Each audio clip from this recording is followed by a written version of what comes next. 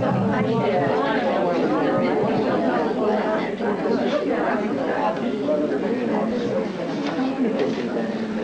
evening and welcome, all of you. My name is Penny Wright, and on behalf of all of us at the Rogers Memorial Library, I'd like to thank you for coming here tonight and welcome you all to what is the first evening of a three-part series that we're doing about World War II. As always, before we begin, we'd like to take a moment to thank the friends of the Rogers Memorial Library who support us generously in all of our programming. If you're not already a friend of the library, there's some little membership applications across the hall, and we'd be very happy if you wanted to join tonight. We'd also like to thank several people who helped us out for this evening. Edith DeCastro helped at the door, and several people lent us memorabilia to show you a little bit later on. The Herricks, Brian Tereski and his family lent some things. Dick Hendrickson, Bernice Holden, and Swede Edwards, whom some of you know, was also very helpful in locating some old copies of the Southampton Press for us. Tonight we're very fortunate to have four of our friends and neighbors who were here during World War II tell us a little bit about what life was like for them during the war. And I'd like to introduce them to you. To my left is Marie Halsey, who was born in Berwick, Louisiana, and moved to Southampton in 1935 to marry a Southampton native, Grenville Halsey, in 1936. Actually, she was married in 1936. And after a few years in Forest Hills, the couple made Southampton their permanent home. The Halseys had two daughters when Mr. Halsey was drafted for service in 1943. And Mrs. Halsey spent an anxious 13 months at home with her children, with two of her three children, while Mr. Halsey was overseas in combat.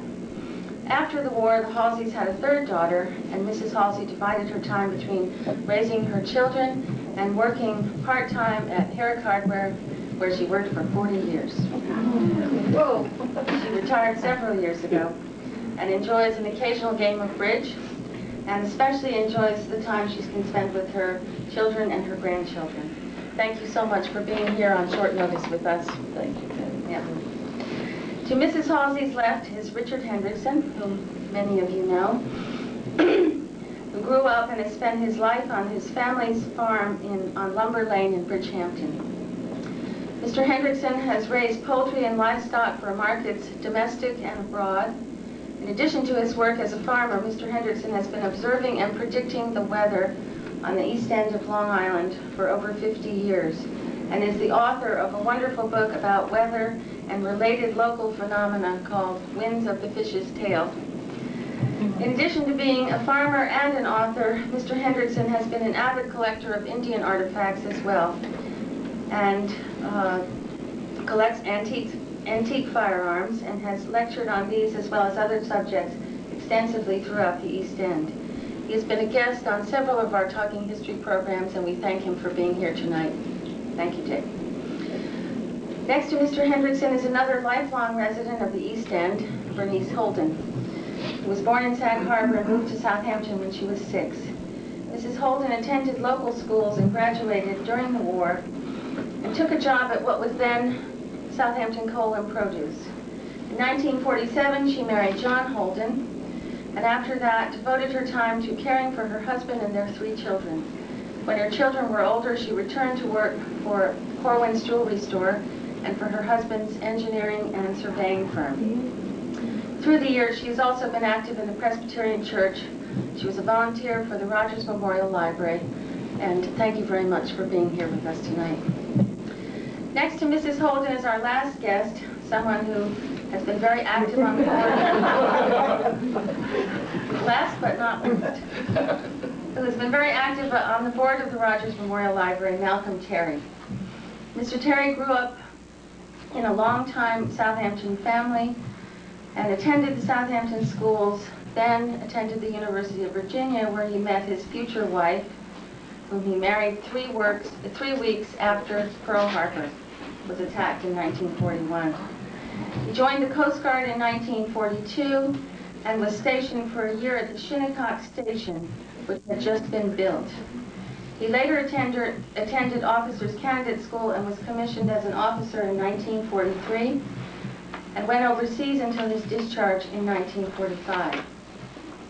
He then returned to run his family's business, the J. Foster Terry insurance business, and raise his 2 children with his wife, Melanie. Over the years, Mr. Terry has been very active in community affairs. A Boy Scout leader for 35 years and a 44-year veteran of the fire department. He was also a charter member of the Rotary Club and a trustee of the library for 35 years. We thank him for his many years of service to the library, for being here with us tonight. Please join me in welcoming all of our guests.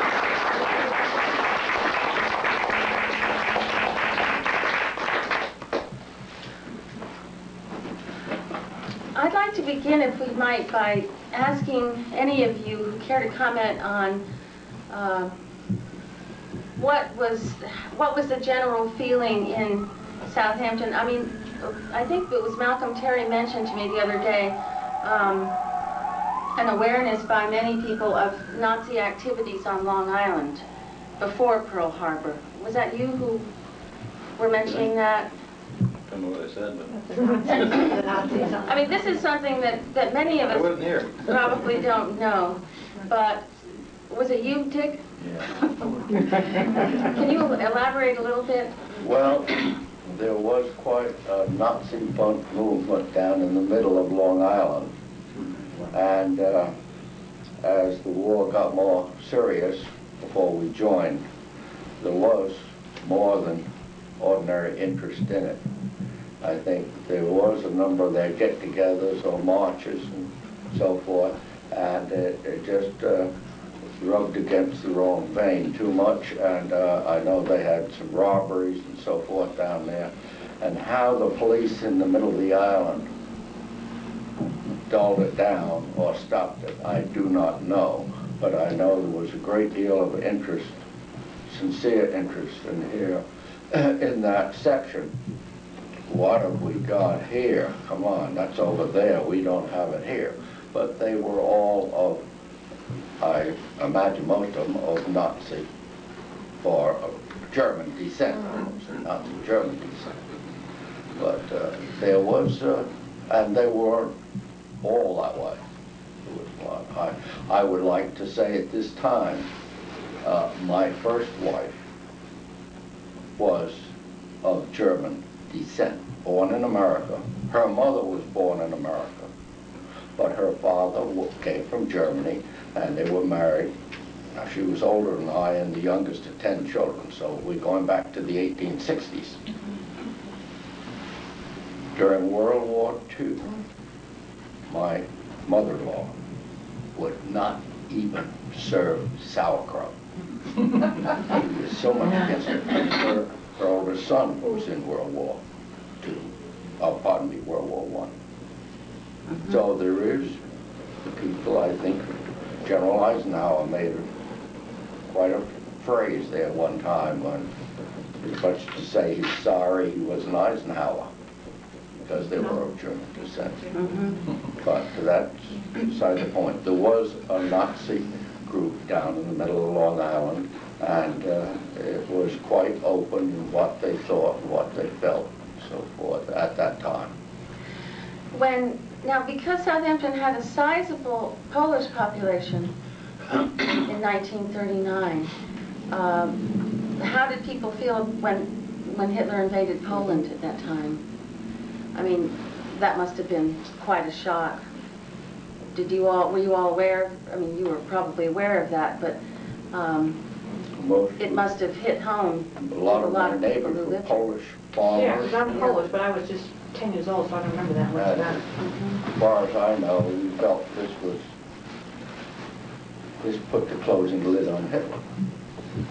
He had no business doing that. Right. At that time, did most of the people you know have an expectation that sooner or later we would be involved in the war? I think we did, What would you yes. say? I think so. And did most of the people you know endorse the idea of going to war? I mean, among the people you knew generally, was there more of a feeling of being involved, or was there more of a feeling of not being involved? Anyone can answer this question. Well, I think that we were certainly isolationists, and we didn't want to be involved. It was their war and let them keep it. But on the other hand, it was enough talk around so that they were preparing us for it, I think. Mm-hmm. We were well aware that we were going to go to war sooner or later, I think. I imagine each of you probably remember what you were doing on December 7th, 1941. Could we just ask you to each speak about that just a second or two?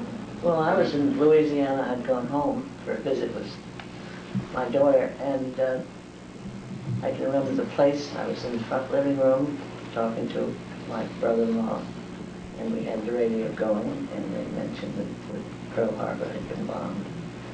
And it didn't surprise me at all when the president came back and said, not then, but 3 days later, when he said that we would be going to war.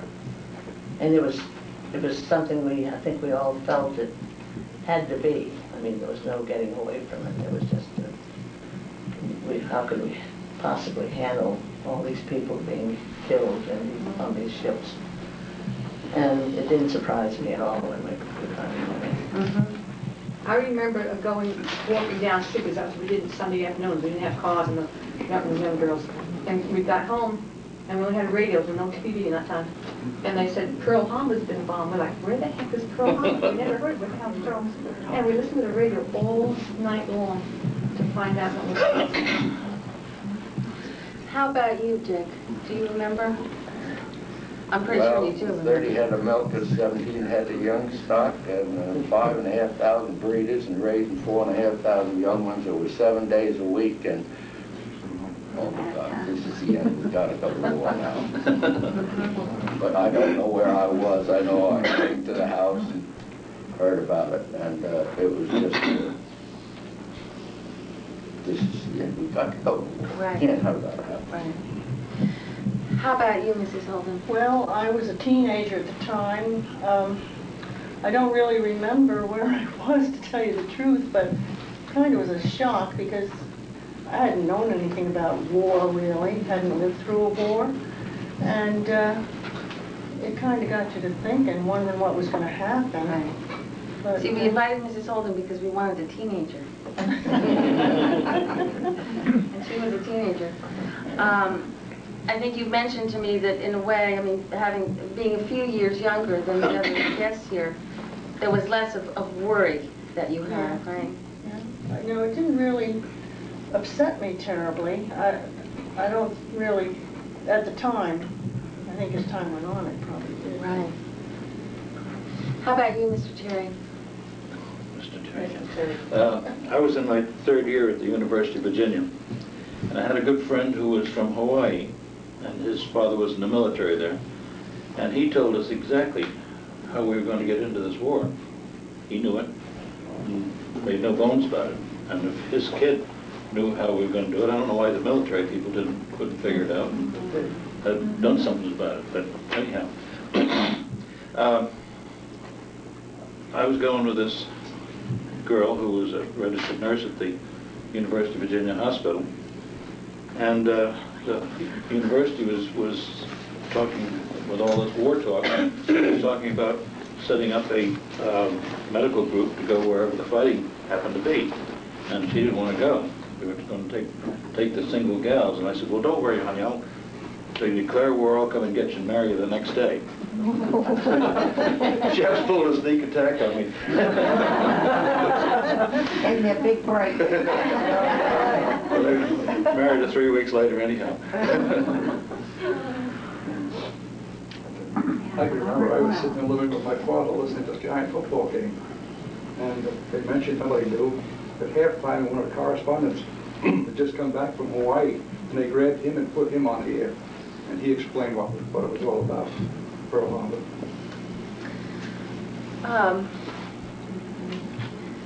I got the feeling when I've spoken with all of you that there was quite a sense of patriotism, you know, when things happened, I mean, when war was declared, that everyone was pretty uniformly behind the idea of going to war. Is that so? No question. I think what made, if you think back, what made it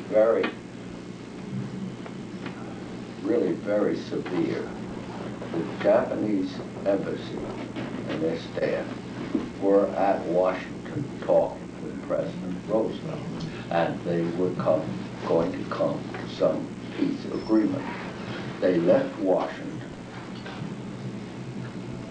and long before they ever got home, they bombed Hawaii, Muhammad.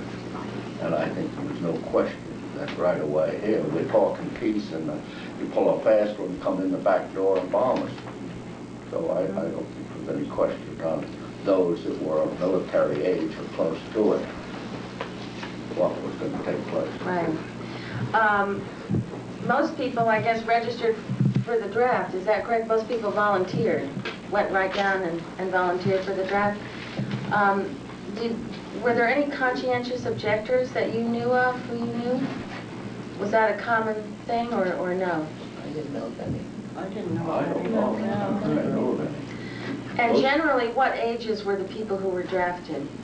Were they people with children? Were they generally No, younger? definitely not. Mostly younger ones. Younger. All the young ones, when my husband was taken, as I said, we had 2 children, and he was 30, and He was 30 years old? yeah. And, oh, wait a minute, no, I'm forgetting. Yeah. Lloyd Griffin. Lloyd Griffin. Lloyd Griffin, I think. Yeah, was Lloyd 30. Griffin and Gren were taken together, and Gren was 28. But he was the bottom of the barrel. They had no more young men then. And of course, it was quite a shock to me because I had no idea that they would start taking men with children. Right. The draft was set up ahead of time before we went to war. Right. And a lot of, the idea was that you go in and get years of military training, and then Yeah. you'd be prepared in case, Right. just in case. A lot of guys around here decided to volunteer and avoid the draft, do it at their convenience, and get the year's service in ahead of time.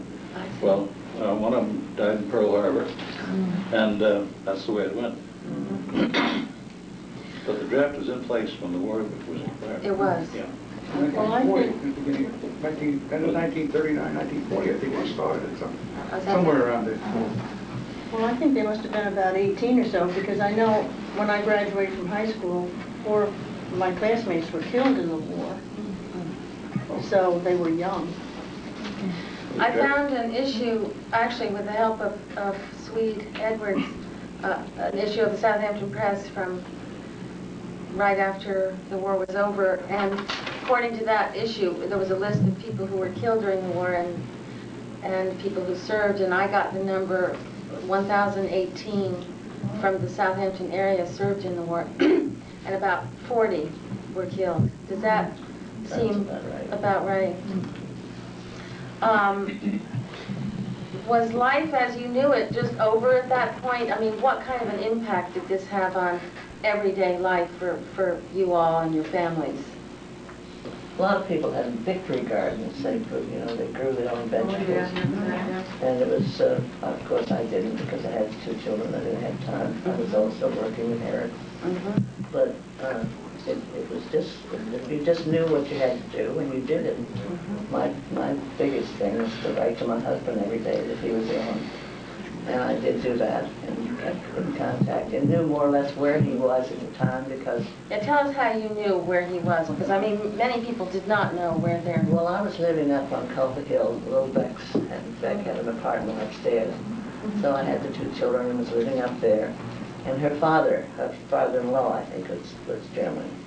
So he would tell me, I would tell him what my letters said, and he would tell me just about where Gren was. So And you I had could a map follow him, and I had a map because he went to Metz, he was in Nancy, he was in the Battle of the Bulge, and at the very end, the 6th Army was a part of the 3rd, and when they got to the very end, when they were all together, he was there during that Christmas, the Christmas that everybody was, it was such a terrible Christmas over there. Because I had pictures of the children with their dolls and their daddy. But he came back, thank God. Thank God. Did anybody mention rationing? Because when I came out in '46, it was still, still collecting grease. Yes, and we're going to show you some ration cards and stuff. Anyway, I just want to backtrack just a couple more general questions. I know that there were many people, if any, of Japanese ancestry in Southampton at the time, but you mentioned people of German ancestry feeling badly about, you know, being German or having relatives in Germany. What about Italians? I mean, was there an anti-Italian feeling at all, or? I don't think I don't think think so. I didn't have More any German than Italian. I kind of think that the Mussolini was a jerk, and we all kind of figured that, laughed about it. That, I had a high school classmate who was half Japanese, and we called him Jap, and never did like him very much until he came back after the war. He had done a lot of honorary service and stayed in, well, he made a career out of it. And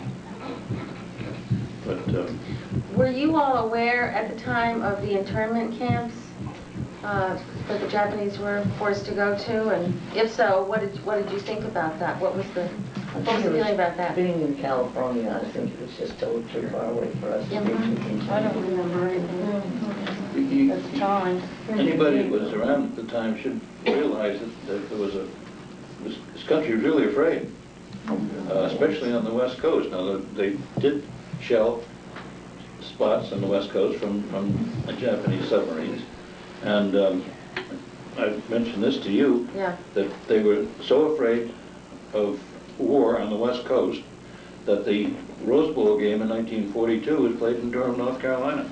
They actually moved it from the West Coast. Of course, they invaded Alaska.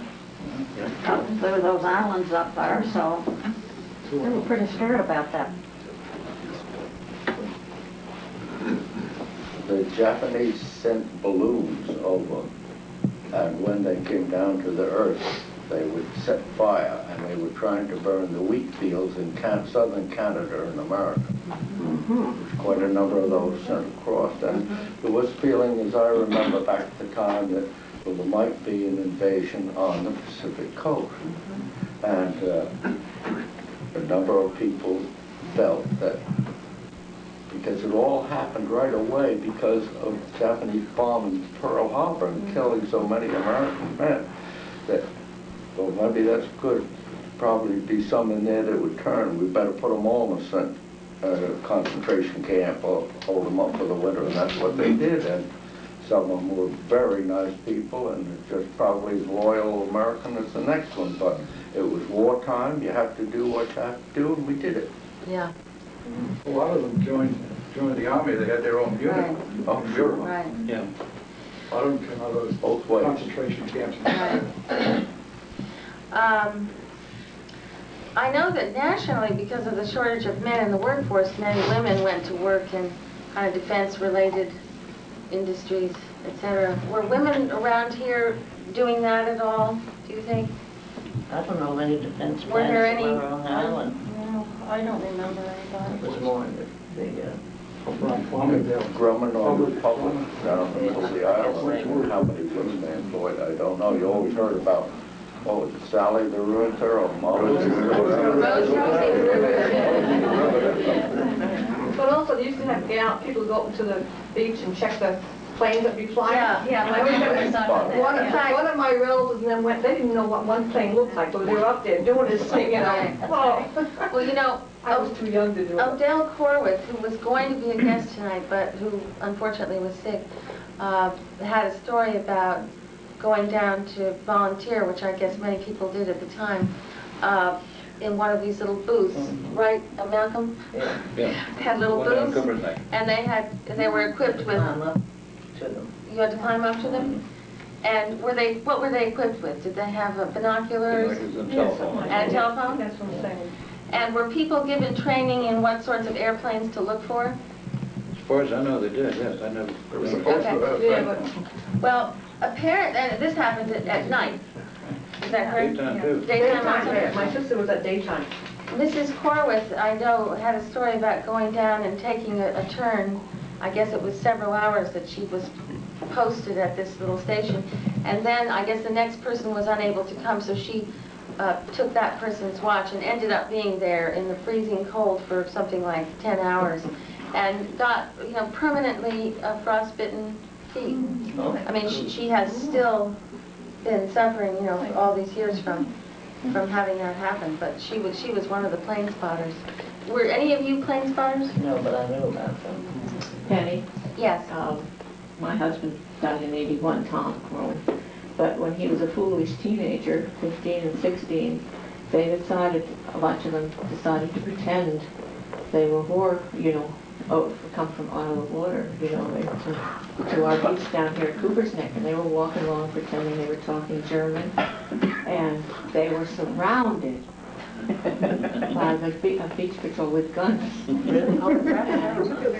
It was very serious because we had that thing happening again. Well, I guess it was 1943 with the German submarine. I was just going to say, when they came on the beach, yeah. It was a shore patrol. Oh, was she near really? Huntington. I was brought up in Huntington, and she was along that north shore looking for, watching for submarines because they really were. They were really there. Yeah. Well, they finally let him go. They let him go. Probably the last time he did that, right? They were lucky. Usually it goes bang, halt. Bang, whoa, who goes in? Let's talk just a few minutes about rationing, if we may. I know we have some ration cards and things like that. There's a booklet. Can we just take that down and take a look at it? We lived on so much canned food during the war that I don't even look like canned food anymore. No way. Right. Well, I have to tell you that after this evening's little We program, lived on that for we are years. going across the hall. We're going to have some of Mrs. Holden's spiced spam. Is that correct? Spam salad. Spam salad. And it looks very good. Okay, let's see. Why don't you, can you tell us a little bit about your ration? I don't remember much about it. We had these books, quite a bit of stuff was rationed. What were some of the things that were rationed? Oh, sugar, coffee, butter, meat, shoes, gas, oil, coal, Tires. Don't forget nylons. no stockings. That's right. Now, tell the story about the stockings. Right, if you didn't have stockings, what did you do? You painted your stockings on, right. Painted a line up the back of your Yeah, leg. we took the eyebrow pencil and painted the line up the back. It was fine unless it got too hot. Yes. Gasoline was rationed. Yes. Yes. Tell me about it. Did people ever trade ration cards with each other, or? I borrowed stamps. Now, you said you took a trip to Texas. Louisiana. Or And then I went over to Texas. to So how visit. did you manage that on? I had to borrow from everybody I knew with any gas ration tickets as I could get. And I had recap tires, and I put the two kids, I said, what you would do when you're young. Put the two kids in the car, and I started out from here and went all the way to Louisiana. I got there and stayed with my family for a few days. Then I went on over to Camp Mineral Wells, where he was, and had his basic training, and stayed there on a 30-acre farm. It was absolutely beautiful. And then he was shipped out from there. But I put the kids back in the car and came back to Southampton because I thought he might know more about what I was writing about to him when I was writing. If I were here, then if I stayed in Louisiana. How'd you make out in the tires? You know what's the strangest thing? I had all recaps, but didn't have one flat tire until I got back to Southampton. Wow. The next morning I went out and I had a flat. It was a Chevy. With the head for a Chevrolet. When I was talking with Dick Henderson, he was mentioning that they really did conserve. I mean, conservation was first and foremost in their minds. And didn't you tell me that one night you wanted to go to the movies? And what did you do? Walk. They walked from Bridgehampton to Sag Harbor. Oh my God. cut across potato fields. Did it once during the war, that was enough. Well, I remember we heated our house with oil, and my father converted to coal during the war, then went back to oil afterwards. Was coal not rationed? It was hard to get too. But it was not quite as hard as... Yeah, the oil. Yeah. I think you mentioned to me, we were talking about oleomargarine. Yeah. Didn't you tell me that... Oh, yeah, you had that You had the little... It was white. It was white. And then you had this little capsule and it made it yellow.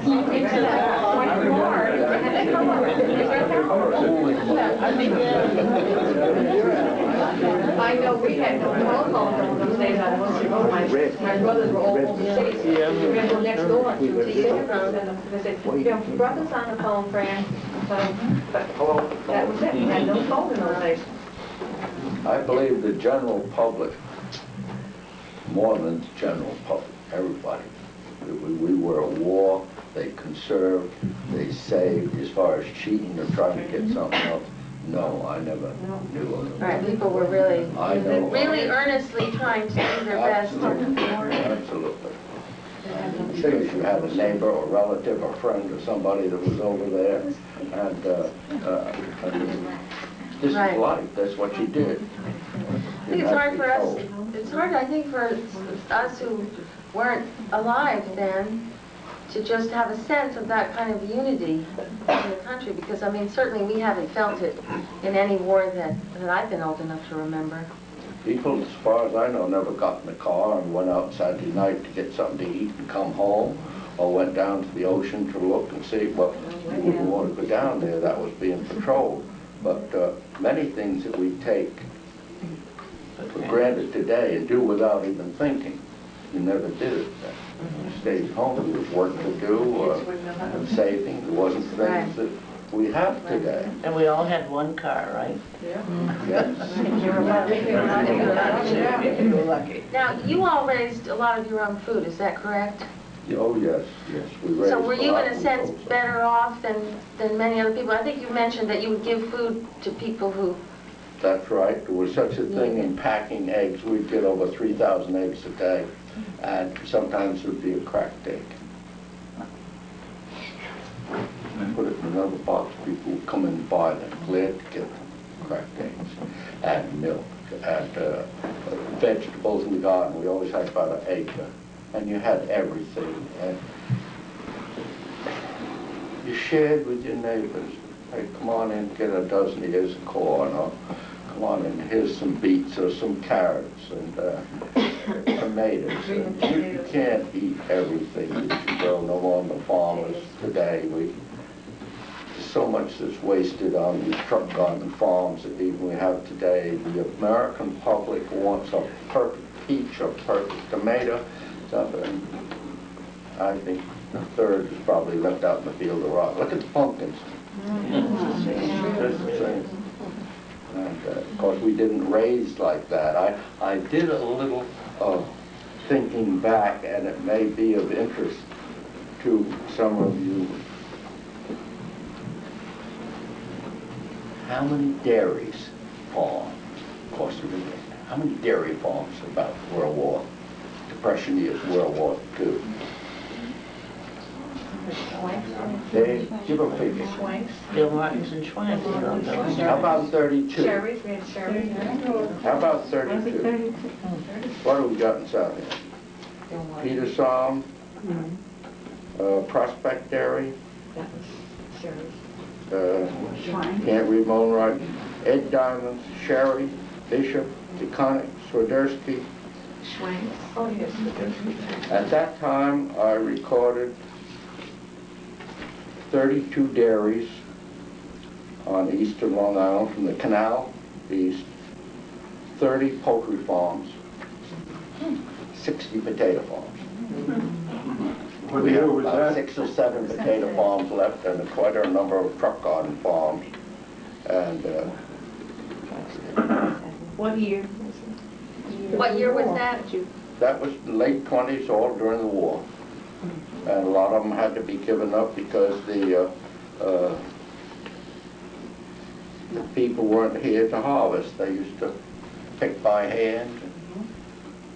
It was just a different way of life. You did to help. I have seen back in the Depression years when so many of them were picking potatoes by hand, and the little kids, 3 or 4 years old, toddling along, and mother was out there picking potatoes too while father was digging or loading the truck or the horse and wagon. The little kids would bring the bag up, couldn't leave the empty bag by the potatoes, so basket. So when mother had it filled, she didn't have to go back and get the bag. She lifted up the 60, 70-pound bushel of potatoes over her knee and dumped them in the bag. And the other little kid was wrapped up in the hedgerow in a foot blanket.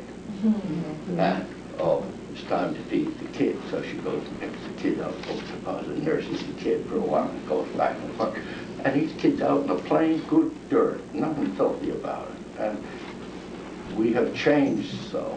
This was a way of life then. You could have kids doing that today. They'd be down after you. You used to have so many children coming back from school and grade school. They wanted to work. They wanted to pick strawberries. They wanted to hoe corn. They wanted to mow the lawn. I can collect eggs. I can help you pack. Today you'd get arrested for hiring kids like that. Today if you hire a child and he's too young to drive a tractor, and you settle the law case for $150,000, you don't. You settle for $300,000. That's to be double because you hired. Just regulations today, regulations. Times have changed. But everybody, I think, you had these that could, and many people that never grew anything had a victory garden. And they'd come to the farm. How deep do I plant those beet seeds? How far apart, this and that. And they really had a sincere interest, and they raised food. Some of the gardens would be a disaster, but they did their best, and they helped out. Did many people keep their gardens after the war was over? Was it a new trend in gardening? Oh, my husband. Your husband? I think they went into flower beds. No, they went over, most of it went Yeah. over. I want to ask Malcolm Terry a little bit about being in the Coast Guard, because you were from here and stationed at the Shinnecock Station. Can you tell us a little bit about the station and about your training and about what you did with the Coast Guard? Well, you all remember the story of the Germans coming ashore at Amagansett. And many people know, but some may not, so you can tell us. A German submarine dropped some men off onto the beach at Amagansett. I think there were 3 of them that eventually came ashore. And they came ashore in a raft and had a lot of equipment with them. And they were in the process of burying this when a Coast Guard patrolman came along and found them in the dark and challenged them, I guess, and they offered him money to keep quiet, and he took the money but didn't keep quiet.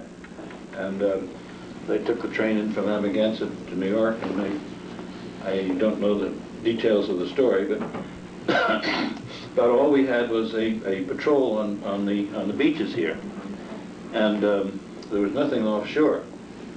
So somebody got the idea that these people that had party fishing boats, they couldn't get gasoline during the war, so they would take these boats. If they would be willing to turn them over to the Coast Guard, they would make the owner a chief boatswain's mate, and he could pick his own crew. Well, my dad got wind of this thing when I came back from college, and knew a fellow in West Hampton who was putting his boat in, and I got picked on the crew. Well, we were stationed at Shinnecock. They just finished building the Shinnecock Station, and we were the first unit of any kind, any personnel at the station at all. Incidentally, the station was designed by Russell Bailey, who was a neighbor of Sam and mine. He was in the Coast and Geodetic Survey at the time. But we were stationed there and ran through the inlet. And eventually there were a dozen or more of these boats there. This is a picture from the lighthouse. They want me to do this. Well, the two of them. It's the lighthouse and the picture from the lighthouse. You getting this? I'll get to you in a minute. And Shinnecock, shoot. there were 10 boats that I can count here. And this is the lighthouse. This one's from the lighthouse. Got it? Okay. And I think there were a few more, some of them probably out on patrol at the time. We'd go off usually in the evening and stay all night, come in after sunrise, because the time that the submarines were surfacing or at night when they were recharging their batteries. And we were supposed to observe, report, and then run like hell. We had a 30 caliber machine gun which would probably shoot flies off the deck of the thing, I don't know. They had no idea of using it, we just couldn't get out of there. But there are grids set up, and we go out and run our grids for the specified number of hours. Some of them are off in the daytime, and most of us are out at night. Were you just using your eyesight, your naked eyes? Yes. And Yeah. glasses, field glasses. Uh-huh. Had no equipment. No. Were you looking up for planes as well as submarines? Well, if we saw planes, yes, we'd have to report that. We were the aircraft spotters out there too, but seldom did you ever see any planes. And most of them were our planes. All of them were our planes for that matter. Did you see any submarines? No, never did. Thank goodness. But did you take it seriously? I mean, was it something you really, were you afraid that you might? I mean, were you constantly thinking that this might be the day that... There were submarines off there, yes. There were, all up and down the Atlantic coast, these submarines were blowing up ships. There's one of them was 20 miles due south of Shinnecock Inlet. There's a shipwreck out there. You guys that are fishermen these days may be using it as a fishing reef. But there's a tanker on the bottom out there. Mr. Herrick, what do you, let's see, do you have... I want to know what kind of communication you had with the shore. Radio. Just radio? Yeah. Radio. Yes. It's pretty crude too, wasn't it? Yes. Was this the ship that you were mentioning, 20 miles, was that a tanker? Was that the tanker? Yes, yes. Now tell us about that, because I think didn't you all go to the rescue of that? Yeah, tell us a little bit about that. Well, we got there eventually, but it was pretty rough, and they sent out this self-bailing lifeboat, which didn't make any speed. These other vessels would go faster, but it was so rough they didn't want to send them out. Now, that goes back to another story. One evening we went out, beautiful calm evening, and before the night was over a storm came up, and we tried to get back into the Shinnecock Inlet. This was before it was stabilized, and the lighthouse was not there at that point, and all we had was the radio. The fog had set in, and the sea was running pretty badly. We waited smartly enough till the tide came in, so that if anything happened to us, the tide would take us inside instead of pushing us out. And as it turned out, we didn't make it. We rolled over in the Shinnecock Inlet. And you've heard stories of fishermen doing the same thing, but we were the first. What was the water temperature? It was in November, just before Thanksgiving. It was a little cool. But fortunately, we spent the rest of the winter in Senator Rich's Coast Guard station putting the boat back together again. And by that time, they'd gotten some more sizable craft off there, and are doing away with our small boats. So that's when I decided I had 3 years of college, I might try to get a commission, and I did. So there were no fatalities in your the accident that you had? We had a dog, but that's... Lost a dog. Lost a dog. Was the Army were there Army people stationed at the fire station in Southampton? Can you tell us about that? I don't know much about it, except that they were there. There was Wyandanch Lane, the house on the right on the beach, was known as Coast Guard Cottage for years. The Coast Guard was there, and they would run patrols both ways from there. Now, Mrs. Holden, you lived fairly near there, didn't you? Mm-hmm. Yeah, they were stationed, they took over one of the houses on the dunes, and they go back and forth in front of my house all the time. And they ran over Killed your my little dog. dog, yeah. Two cats, they I forgot to send you at my house, you know. That was with, we had a bunch of soldiers living in. Oh, is that so? When we The house you're in now? Mr. Janelle sold it to us, and he said that there were writings all over the walls. It's the house is built from a shipwreck, and Mr. Eimer built it, and it has all the open beams from the shipwreck. It's quite something, 3 fireplaces. But when we went in there, it was a terrible mess. I mean, these guys had come in and they really lived it up. But Oh, you bought that from Arthur Chanel? uh, Because he sold loads of houses years ago. I know, when I worked out that. $2,500.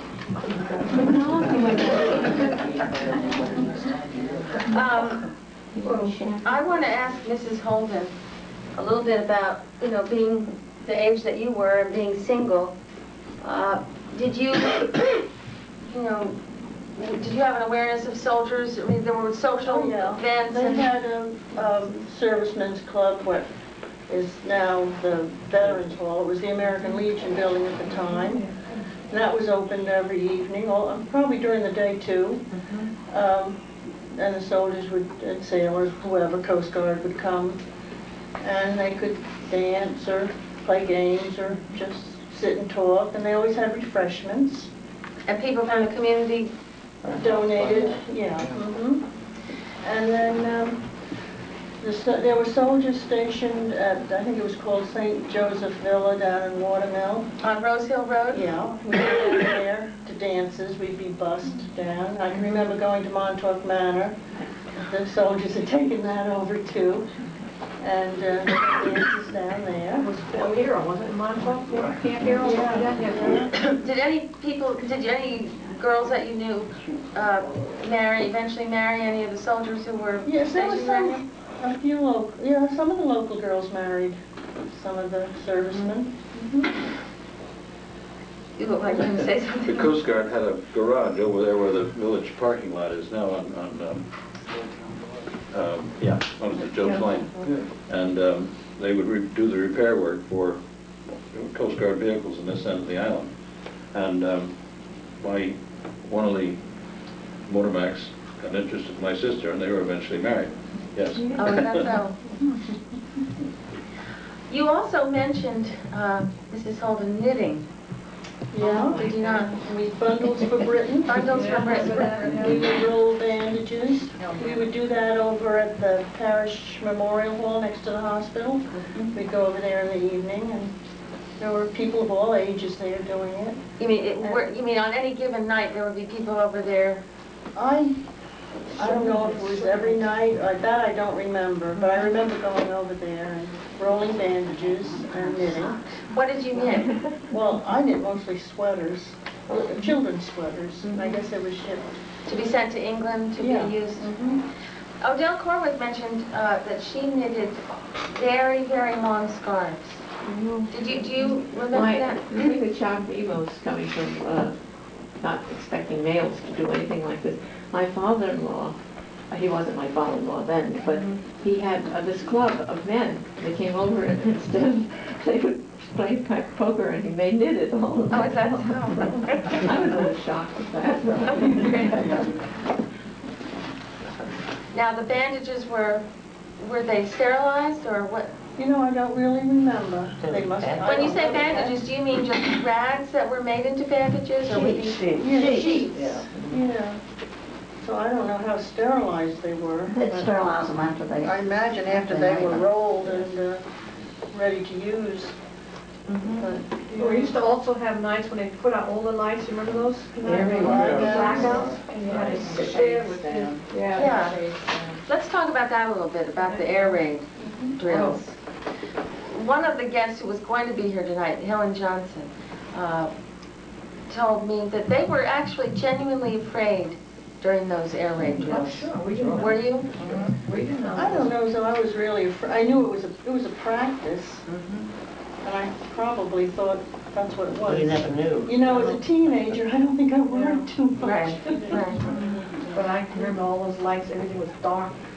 Had to turn all the Now, lights on. also the car headlights, you were telling me that they could only be, I think, 3/4 of About an a inch. 1/2 inch wide, 3 inches long. Not a lot of room for the light to come through in the No, cars. you drove accordingly.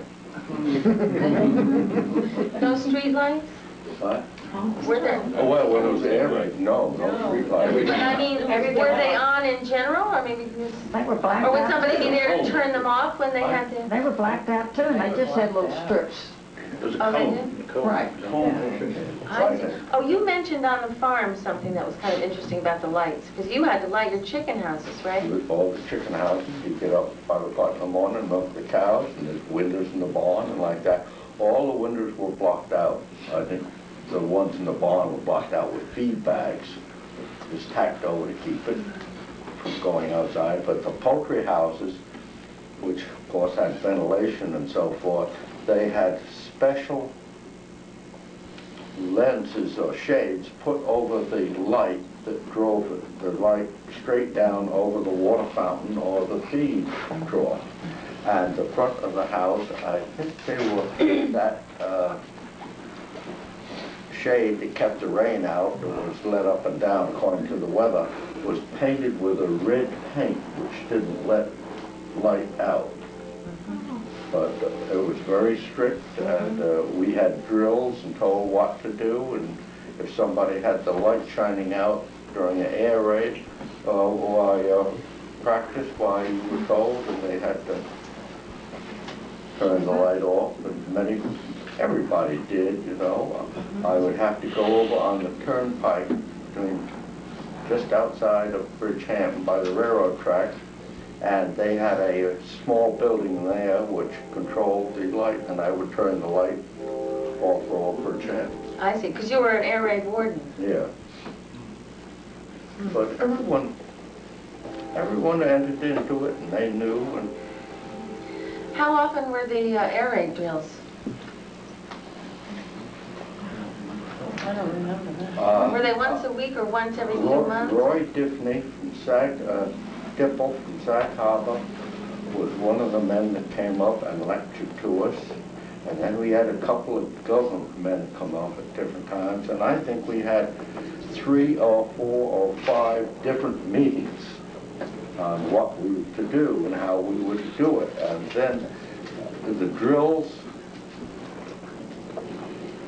twice a year, something like that. I see. in the war. That isn't very often. Gotta think back. Get it accurate on a large part. So it wasn't something you actually got used to. I mean, when it happened, I suppose it was... How did they inform the public about this? About the They rang the fire siren. Yeah, the Sirens, yeah. I can remember my father had a big pot of sand and a shovel up in the attic in case the incendiary bomb came through the roof. Oh, one of our lectures was take everything out of your attic and cover the attic floor with 2 to 3 inches of sand, so if a plane came over and dropped incendiary bombs, which would go through the shingle roof, they would lay on the sand and wouldn't hit your house fire, catch your house fire. Believe me, they go through 5 or 6 floors. I've seen them go through. Could have dealt with sand anyway. They hit the roof of a 10-story hotel and end up in the lobby. In retrospect, though, to think back, air raids and everything, the Germans had no aircraft carriers, and they had no planes that could go this far. So it was just the idea of keeping the public involved, I think, more than anything else. Dick, can you tell us a little bit about the paratroopers landing in your fields? Oh, well, that was, I think, in 43 or 44. We were notified ahead of time by some Army officers that they were going to drop paratroopers. And they did. And they were the main drop was to be where the Hampton Day School is, up on Butter Lane, north of Bridgehampton. And at the time there, they had a purple smudge smoke pot going. But what happened is the wind changed a little bit, and when the C-47, they carried about 25, 30 paratroopers, came over rather low and dropped these 400 or 500 fellows out. They dropped them past that, and they landed in the farm, they landed in the woods, they landed in Foxy Bog Pond, they landed in the trees, they landed all over, and they threw out cannons and so forth, and they fired blanks, and they were to go through the woods of Bridgehampton and capture Mid-Hampton's airport. Correct. It was only a couple of them I know that were hurt, and not too severely, but it was to show you what could happen. One of the, at this time now, comic things that happened was the school children were out, these high school boys, and across from the farm there had been an old house, and never had a cellar. It had a root cellar that is about 8 feet in diameter, hole in the ground. They took the house out and left that. Well, these young boys, a couple of them, were going over, and they're going to stay in that cellar, and they could see them close by. Well, the military troopers come up, and one of the places there, they set up a machine gun, and of course it was all blanks.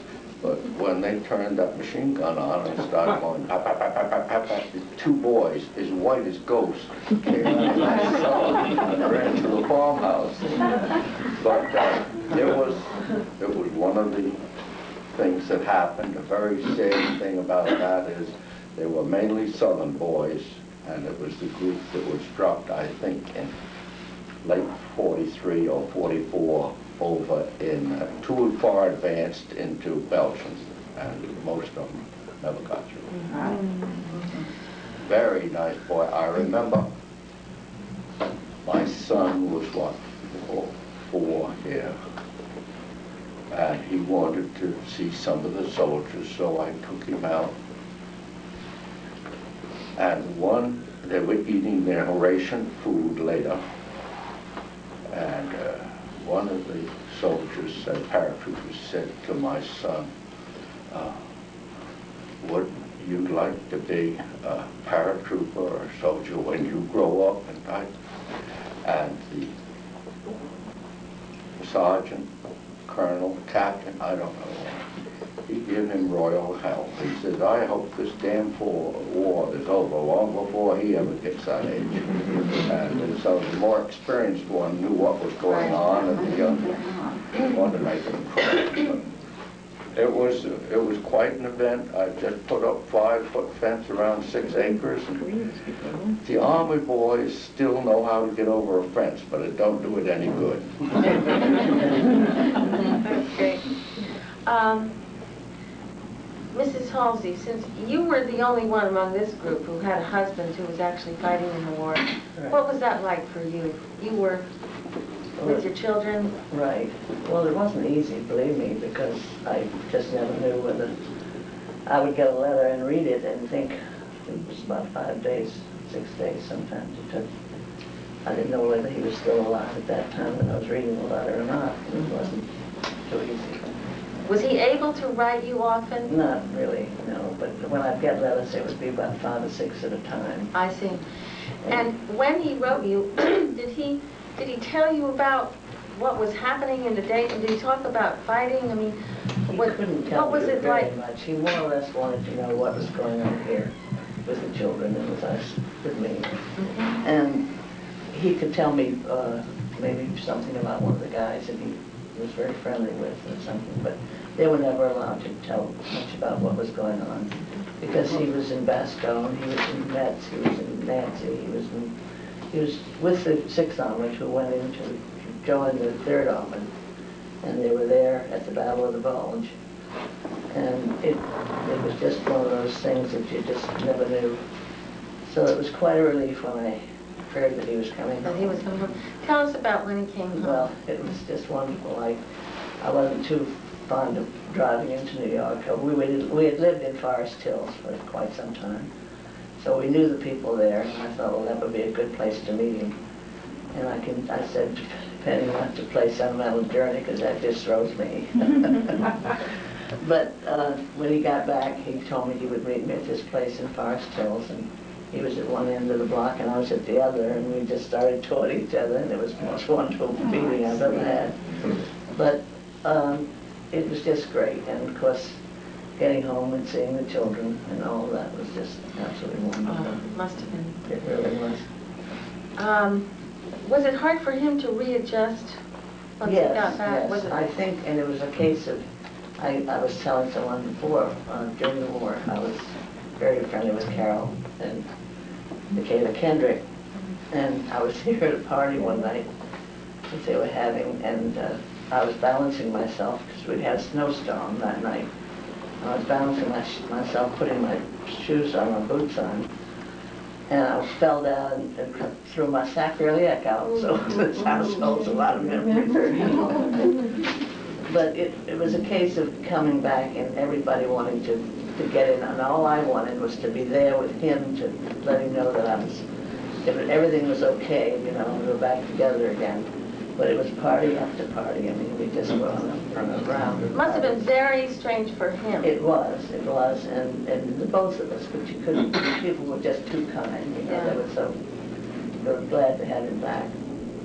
But it was a trying time, believe me, I don't want to go through it again. But I have a lot of good memories and a lot of, especially being down in Texas when we were down there when he was having his basic. It was pretty wonderful. I used to say the stars at night, a bigger bright, even the architects, I believe that. So we really enjoyed that time that he was there, but it was hard when they told me. I thought he was going to be on the Cadre, but they didn't. They shipped them all out. Things were really getting hot and heavy over in Germany. Well, my father died in 1945, and my 3 brothers were overseas, and they couldn't get home for the funeral. So we had Morris Studio come and take pictures of my father in the coffin. Oh, goodness. And later on to see that, oh, I'm tired of it. Yeah, I often wonder how life could go on, you know, life could go on during this. The children were fortunate, they were very well, and people were very kind to me. And they would occupy your time, I imagine, quite a bit. I think we just have a couple more minutes, but I wanted to ask you when the war was over, what was that like here? We ran up and down the streets for a while, didn't we? I think we ran up and down the streets, didn't we, that one time?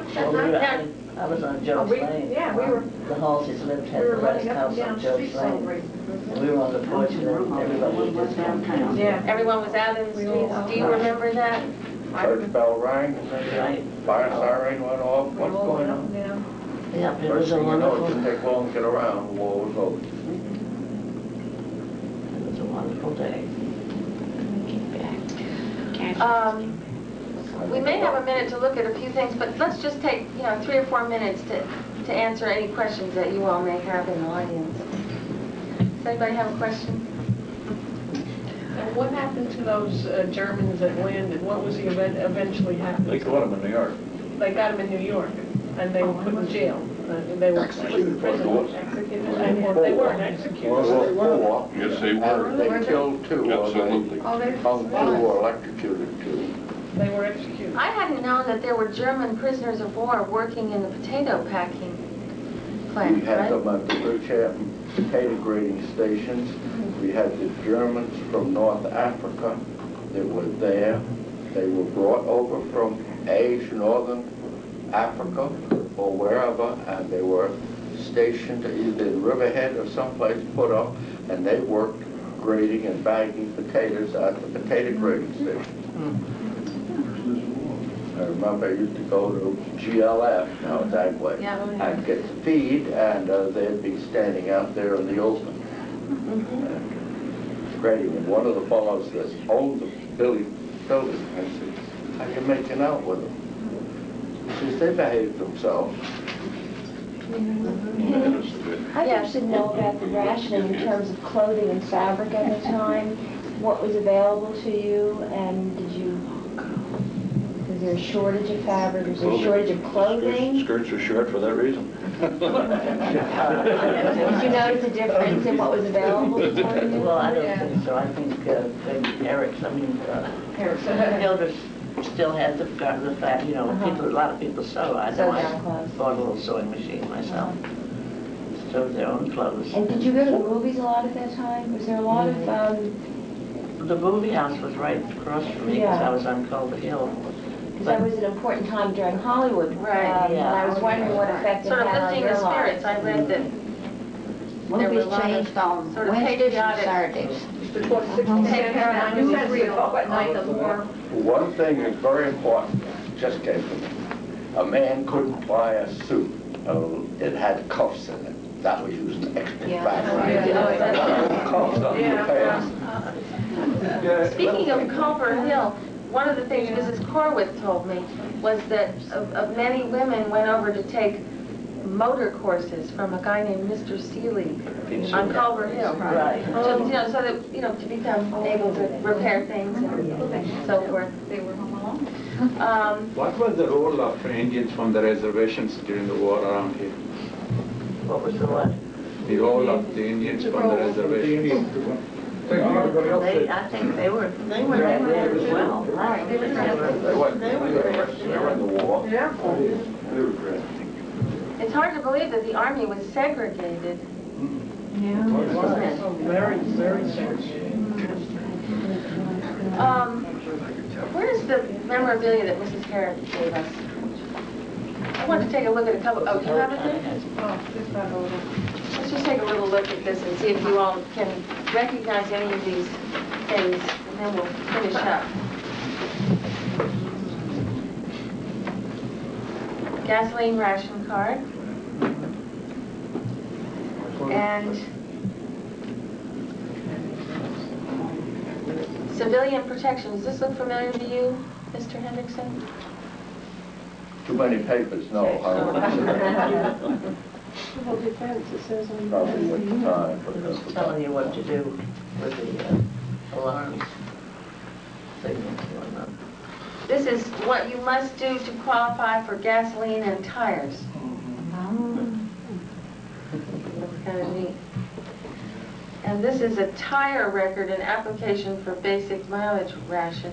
Did it seem like a lot of paperwork at the time? I mean, you know, with ration cards and so forth?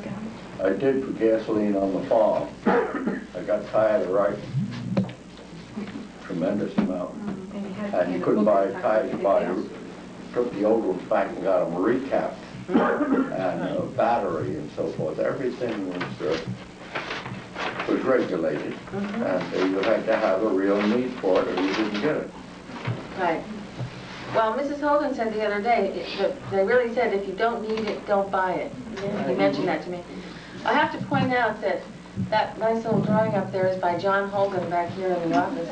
It says buy defense bonds. And I also want to thank Bill Frankenbach for lending us this toaster.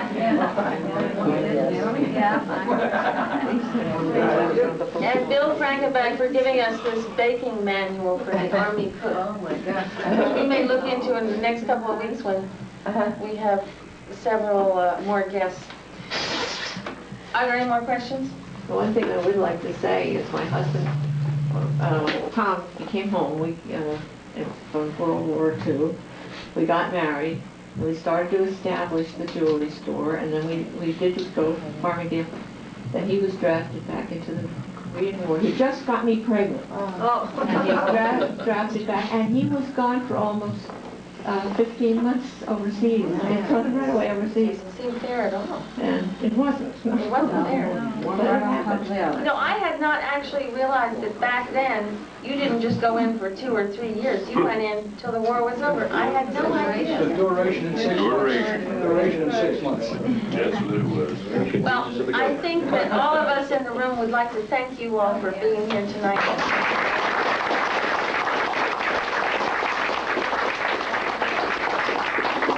Very much. It's been interesting, very interesting. And now I hope you're hungry because we've got some things across the hall, some juice and some pineapple upside down cake and bread pudding and spiked sand salad. Thank you for coming.